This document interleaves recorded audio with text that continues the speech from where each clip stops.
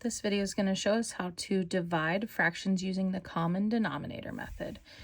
Denominators are the bottom numbers in fractions. When they're the same, we can just forget about the denominators and divide across the top. So these fractions already have a common denominator, so there's nothing to change for either of those. Once they have the common denominator, we can forget about them. And then we just look at the top, and we can write it like a division problem, 6 divided by 2. Or we can also write it as a fraction, 6 divided by 2, or 6 halves. That's the same as 3. This answer, 6 divided by 2, or 6 halves, is still a correct answer because it's an improper fraction. On this fraction problem, these are not common denominators. So we have to look at the denominators and skip count by the denominators in order to find a common denominator. I always color code right away my fractions because what I'm trying to do is make equivalent fractions that have common denominators. And the color coding helps me remember which fraction is which fraction. So I just rewrite my problem with blank spots so I can figure out where I'm going. So my denominators are 12 and 3.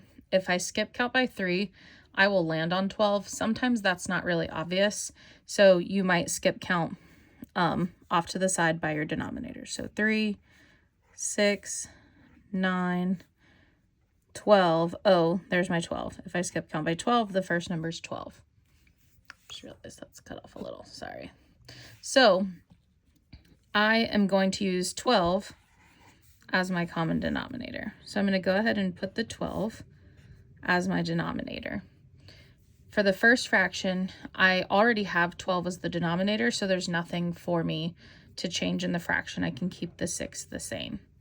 For my second fraction, 1/3, I want this fraction to be out of 12. Right now it's out of 3, so I have to use a giant 1 in order to figure out the equivalent fraction. So I have to ask myself, how do I get from 3 to 12? 3 times what equals 12? You can skip count again, or you have your skip counting off to the side if you wrote it down. I did 3, 1, 2, 3, 4 times. So 3 times 4 equals 12. What you do to the bottom, you do to the top. So 1 times 4 is 4. Now I have common denominators. I can forget about them. So I have 6 divided by 4, or I can rewrite it as 6 divided by 4. This answer is perfectly fine. If you were taking a test, I would accept that answer. You can also change it back to a mixed number.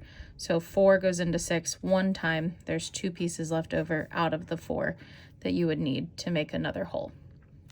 The next option is where we have 2 fractions where the denominators are numbers that we can't skip count by and land on each other. So let's show this example. We have 2/3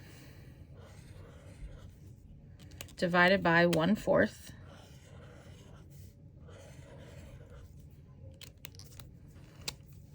So first things first, I'm going to rewrite this blank so I have it.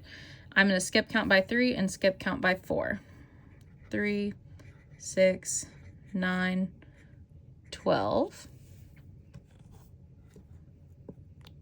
And then if I skip count by 4, 4, 8, 12. And I found a number that works for both. So 12 will be my common denominator. Now I have to ask myself, okay, how do I get from 3 to 12? 3 times what equals 12? 3 times 4 equals 12. Then what you do to the bottom, you do to the top. So 2 times 4 is 8. On this fraction, I have 4 times something equals 12. Well, that would be 3. 4 times 3 is 12. What you do to the bottom, you do to the top. 1 times 3 is 3. Now I have common denominators, so I can forget about them.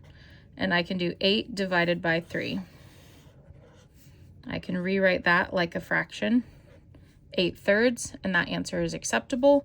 Or I can rewrite it as a mixed number like I did up here. 3 goes into 8 2 times, that's 6, and then there's 2 pieces left over out of the 3 that I need to make another whole.